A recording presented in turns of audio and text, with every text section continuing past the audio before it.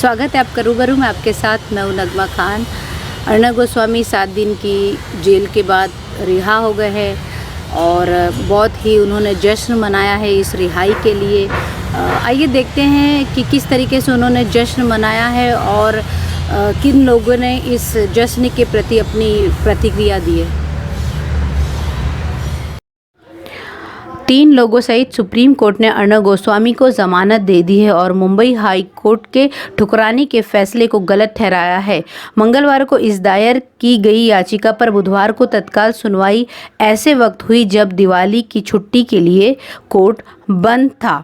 छुट्टी के दौरान ऐसी तत्काल सुनवाई पर आपत्ति जताते हुए सुप्रीम कोर्ट बार एसोसिएशन के अध्यक्ष दुष्यंत दवे ने अदालत के सेक्रेटरी जनरल को चिट्ठी लिखकर सिलेक्टिव लिस्टिंग यानी अदालत के सामने सुनवाई के लिए अन्य मामलों में से अर्णब गोस्वामी मामले को प्राथमिकता देने का आरोप लगाया है। उन्होंने कहा है कि इस चिट्ठी को लिखने का मकसद यही था कि किसी एक मामले पर किसी व्यक्ति विशेष को निशाना बनाना नहीं है, बल्कि यह नियम सभी भारत के नागरिकों के लिए होना चाहिए। सिर्फ हाई प्रोफाइल केसों में ही जल्दी सुनवाई हो, यह नहीं होना चाहिए।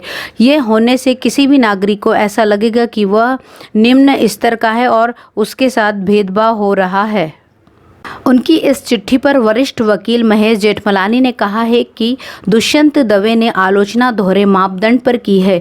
कई मामलों में खुद सुप्रीम कोर्ट संज्ञान लेकर सुनवाई करता है। यह सब केस पर निर्भर है। ऐसे एक केस पर शोर मचाना सही नहीं है।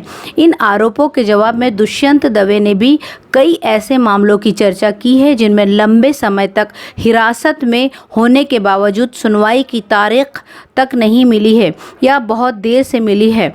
दुष्यंत दवे के समर्थन में वरिष्ठ वकील प्रशांत भूषण ने भी ट्वीट करके इसे प्रशासनिक ताकत का गलत इस्तेमाल बताया है। उन्होंने लिखा है कि जब CAA, habeas corpus 370, electoral bond जैसे मामले कई महीनों तक सूचीबद्ध नहीं हुए तो अर्णब गोस्वामी की याचिका घंटों में कैसे सूचीबद्ध हो सकती है? क्या वह सुपर सिटीजन है? देखा आपने किस तरीके से अर्णब गोस्वामी ने इस रिहाई को जश्न में तब्दील कर दिया है।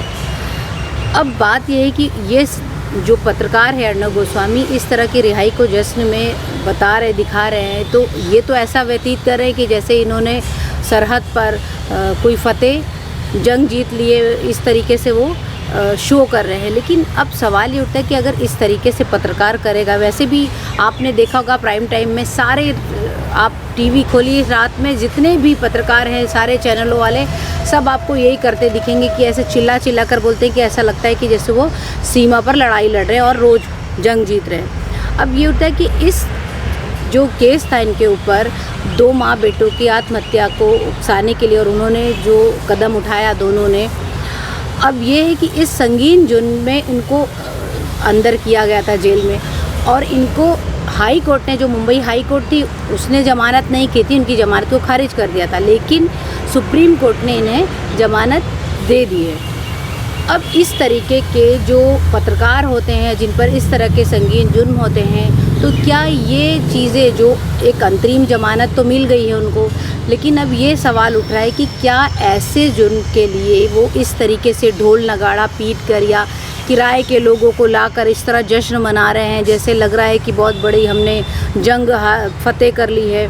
और एक पत्रकार अगर इस तरीके का करता है तो जितने भी गोदी मीडिया के जो पत्रकार हैं, क्या वो सही होंगे? ये ऐसा करने से तो वो और भी इस तरीके से हो जाएंगे कि हमें तो कुछ होने वाला नहीं है। जैसे अर्णब गोस्वामी छूट गए, हम भी इस तरह के किसी केस में अगर फंसते हैं फ्यूचर में तो हमें कोई कुछ करेगा नहीं, कि हमारे लिए तो सुप्रीम कोर्ट बैठी है, हम तो छूट जाएंगे। अब इस तरीके से अगर ये होगा तो क्या पत्रकारिता का यही मायने रह गया है कि पत्रकार सिर्फ अब ये यही करेगा और ये गोदी मीडिया के जितने भी पत्रकार हैं इस तरीके की हरकत और उनकी बढ़ नहीं जाएगी?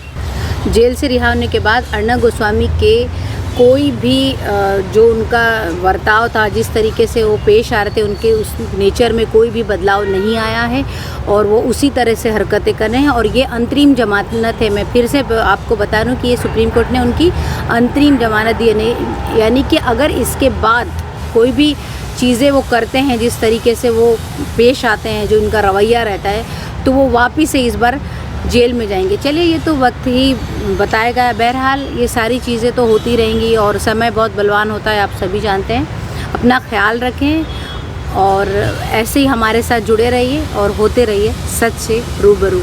शुक्रिया।